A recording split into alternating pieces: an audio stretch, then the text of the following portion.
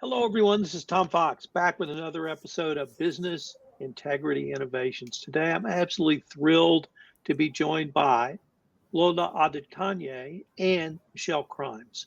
And we're going to talk about an initiative these ladies have worked on for some time, and I've been privileged to be a part of, which is Ethics First. With that incredibly long winded introduction, ladies, first of all, welcome. And thanks so much for taking the time to visit with me on our podcast. Thank No, you, thank Tom. thank you for having us. It's always a pleasure to record. We love it.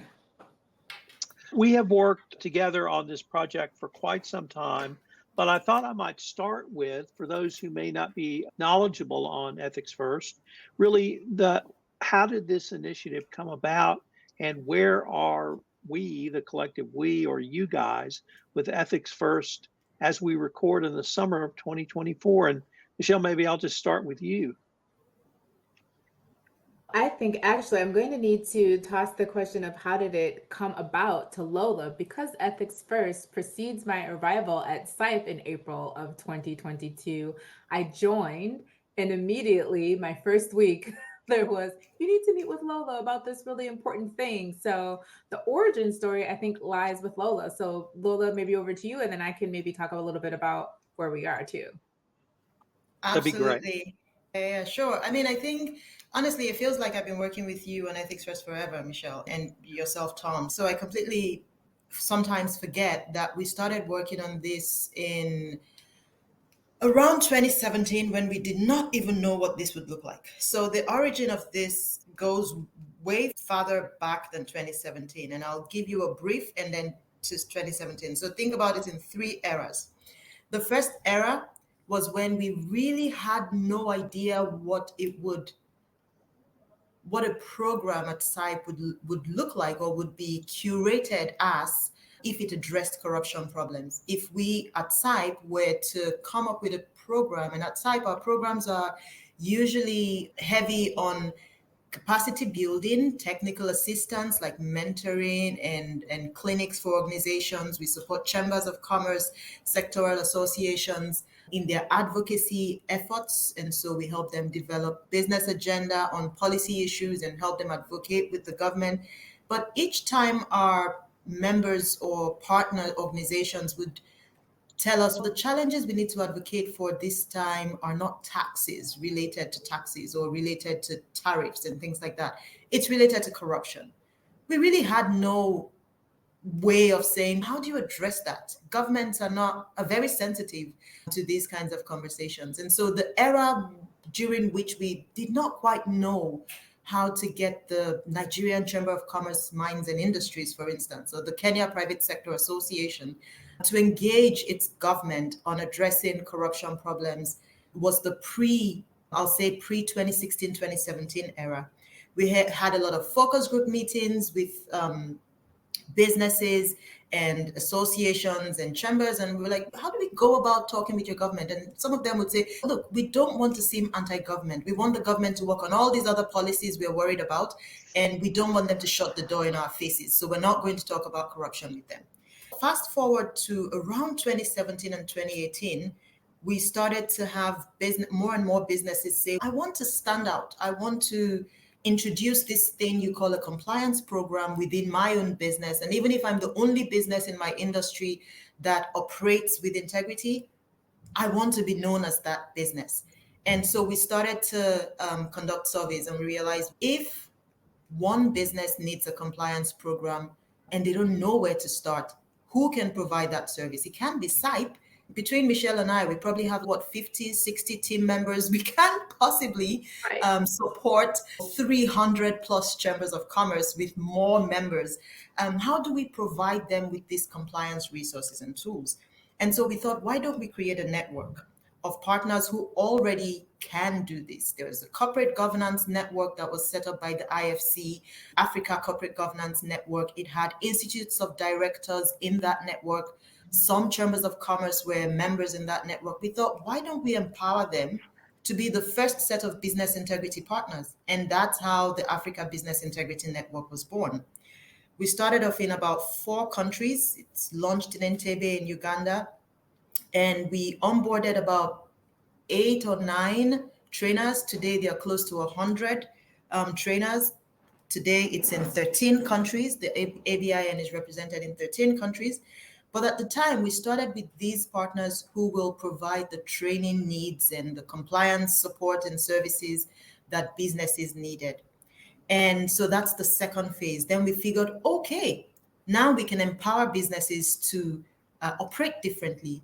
And then as we started to work with the ABIN, the next stage was ABIN members saying, look, we trained 20 companies this year, but there are lots more companies that want to implement compliance service systems in their businesses, but they're worried that they will be the only ones doing this. They're worried that they don't really see the business case for operating differently from other businesses that, conduct business as usual, pay the bribes here and there, or leverage nepotistic relationships to get things done. So we need to create a stronger message that demonstrates the business case to the business community. And that's how we started to think about a program like Ethics First. We talked about a little bit in the last pod about the Thailand IOD Collective Action Against Corruption project. We learned what the motivators and the incentives were that businesses were particularly interested in. And so we decided, here, let's take our brick and mortar compliance program and convert it to a smart digital resource that MSMEs across Africa can access. And then let's slap on the other side of that journey that they'll go through some kind of incentives, so that we're not just saying to them, look, the anti-corruption laws in your country will get you. And if it doesn't get you, then the FCPA law will get you through the connections you have with American businesses. But we're also saying, here's a carrot too. The carrot is, we will introduce you, we'll put you on the Ethics First website, and we'll make sure that investors who are worried about your credibility, who are worried about whether they can trust you as a business, they can see what investment you've made in business ethics and integrity. And that's the journey to Ethics First. And that's the point where we set up this program and we figured, we certainly need an advisory committee team that's smarter than us, that's in the weeds, in the day-to-day of developing a culture of ethics and integrity across different countries and regions. And that's where Michele's role came in, because then we said we needed to set up an advisory committee. And where do we start? Michele joined SIPE, and it was thrown on her lap. Michele, where do we start? We need an advisory committee to make sure that we're not just preaching to the choir and our assumptions are right. And Michele, it's been exciting and a lot of work, I imagine. It's been, on the one hand, it is a lot of work. Just to add executive management, of course, it's work. But on the great side is we're working with people like Tom. We're working with people like Samia Sinai, who's one of our advisors, Amy Jadasime. We have these really wonderful advisors who are both on the continent here in the US with us, but who are steeped in the reality of what it is that we're trying to do with Ethics First. And I think it's a good question that you asked us what the next phase is, because this is the conversation that Lola and I meet bi-weekly. We were having last week about, okay, we're ready to expand. We have our advisors. We've started our value integrity value chain program. The advisors are in place. Where are we going next? Ethiopia, South Africa, expanding to Ghana. And so we've gotten everything into place. And now here we are shifting to what should be a natural and is a natural expansion for Ethics First. So can I just say from my perspective why I was so excited about this initiative, why I continue to be excited about this initiative is a couple of different reasons. One is I'm a huge believer in a business solution to legal, regulatory, and compliance problems. And that's what I see with Ethics First, literally from the ground up. And thinking about the business relationships that potentially can be created from the United States, Western Europe, or other countries who may be looking to move into Africa, that they can have partners with the same values, with the same desire to do business ethically and in compliance, but in a manner that's transparent and documented, that they can sit down and have that business relationship. And for the African companies, I see it makes them hugely more marketable on the international stage. So I see this as a great wedding of the desires of both of us, both of our respective continents to move forward in this area. I'd like to maybe turn now to some of the people we've talked to for the Business Integrity Innovations podcast. And I've told multiple people this may be the most significant podcast series I've ever done because I was exposed to stories I'd never heard. I'd never talked to Native Africans about their experiences. I'd never talked to Native African entrepreneurs about entrepreneurship in Africa. And as you both know, I do lots of podcast recordings, but I see an entrepreneurial spirit in Africa that I don't see in other continents. And I see just a youthful workforce literally exploding with ideas on how to make everything better, and that doing things that I would never think of simply because of completely different experiences.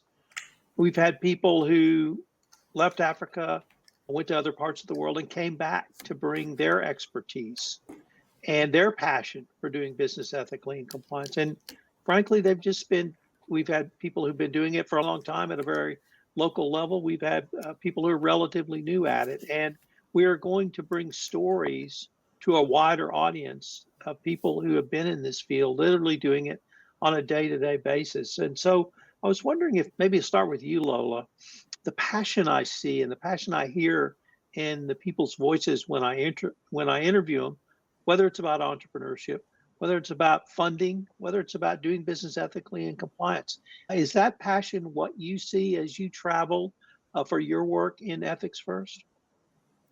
Absolutely.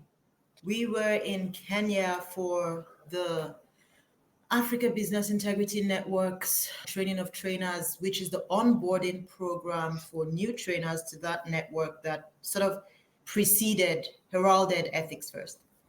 And we had a panel discussion with 2 advisory committee members and 2 Ethics First listed company business leaders who both happen to be women, coincidentally. Okay, then and a man, 2 ladies and a man from Zimbabwe and from Kenya. And it was just mind-blowing to listen to these entrepreneurs.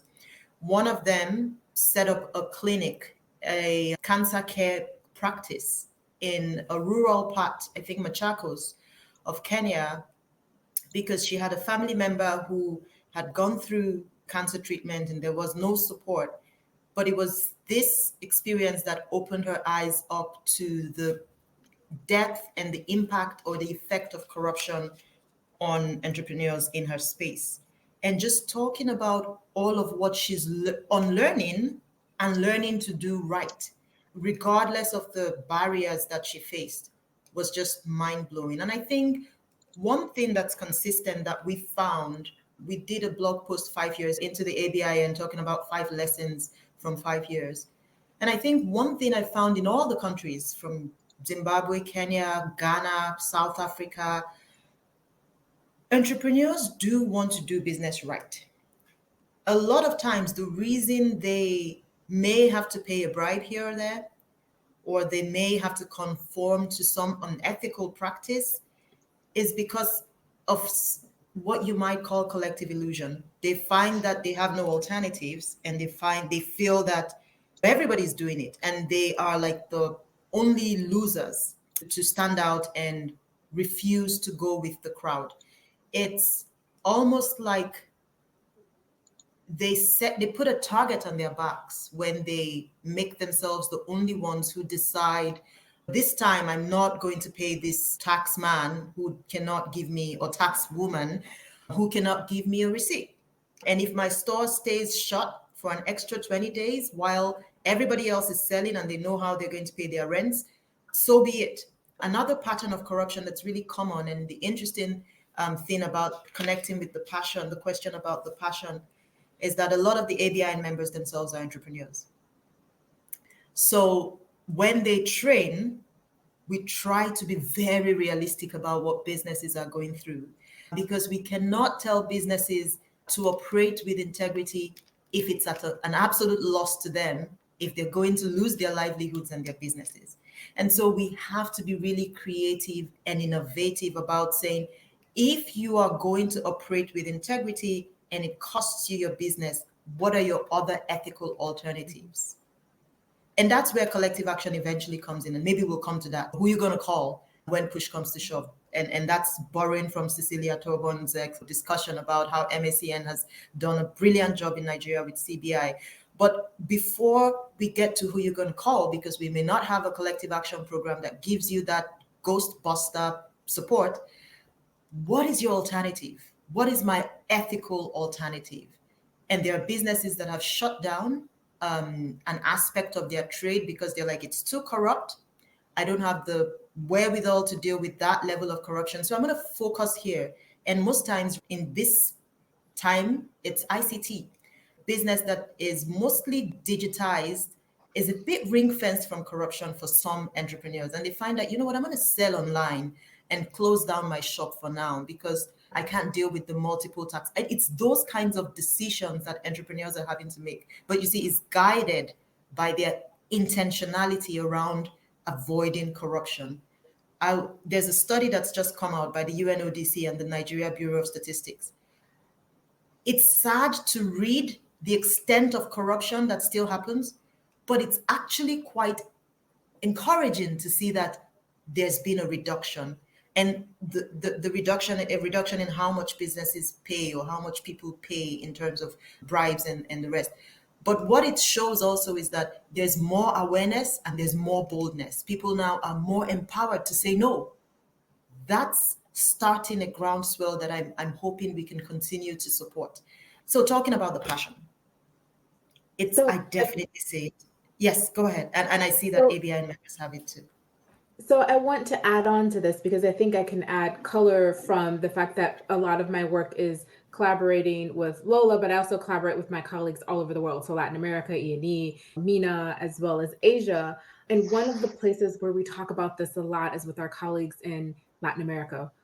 Because they're looking to do something very similar. So Lola has been a great colleague and her team has briefed one of our teams, both in Colombia and in Peru, because they say, how can we do this? This is what we want. We also want to be able to do business in a way that is ethical. We also want to be able to bring to bear our collective perspective that this is not right to our government and ask for change and push for change so that our communities are not burdened by the price of corruption, right? And so it's this constant conversation at the same IACC where we talked about who you want to call on that stage, right? We had people from all over the world and immediately they say, oh, how do we build this into our work?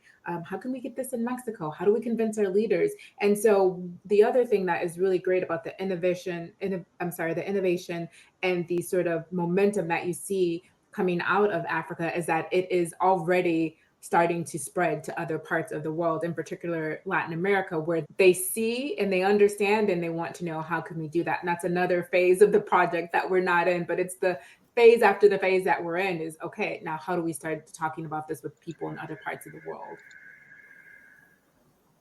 And Michele, I would really like to pick up on that because you and I sit here in the United States, at least for our primary offices.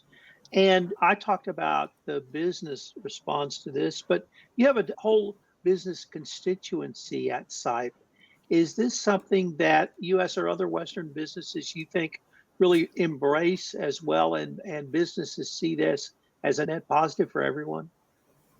It really is something that they have interest in and that they really want, right? Because I think one of the challenges and what we've built into our discussion around the business case is how do I find the businesses that I can trust? How do I know that they have engaged in, they're not engaging in, for example, checkboxing and just checking off all the boxes and telling us that they're doing things and that really they're not. We are having lots of conversations. I don't know if I can mention who we're having conversations with just yet, because some of that stuff it's very, you have the conversations and then we announce it.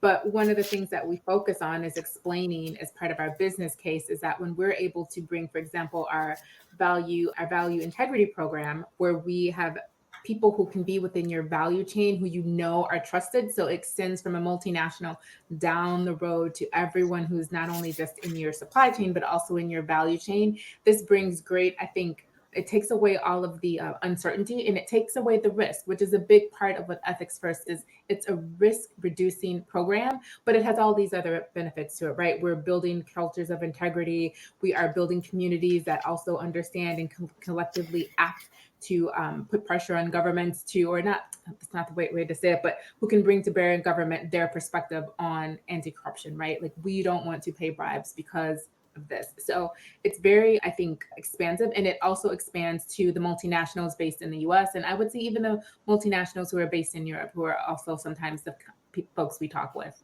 Ladies, unfortunately, we're near the end of our time for this episode, and we're going to link to Saib in the show notes. We're going to link to Ethics First. But I was wondering, before we close, were there any final thoughts that either of you all wanted to add that we didn't get to so far? Yes, and just a short one. There's a tagline we use when we describe Ethics First. We say local solutions for global returns. And I think that's an important one to talk about here. And Michele started to talk about it a little bit, which is, if you ask me what is Ethics First, it's kind of hard to say, but here's how I'll describe it. I'll say it's a solution created by SIPE and supported by SIPE. That really solves local problems. It solves local MSME problems in African countries around corruption or around business ethics and integrity, access to compliance solutions and the rest. But it also offers global returns for investors and multinational companies and partners around the world that do business with African businesses, because it now makes them a lot more visible. It makes African businesses more visible. It creates more credibility, builds trust between the African businesses and their international counterparts. And once upon a time, or it's not yet there, but when Ethics First was launching, it was access to credible information about partners, enterprises, and businesses in Africa was, and still to a large extent is, a major challenge for investors. That will change with Ethics First. And so that's how global returns for partners operating with African economies plays out. So it's truly a local solution for global returns. I honestly don't think I can say it any better than that. I always have something to add, but I think we should leave it there so that our listeners can keep that in mind. And actually, I think that's a perfect way to end this podcast. Ladies, thank you so much for taking the time to visit with me, and I greatly look forward to our continued collaboration. Thank you very much, Tom. It was great having this conversation.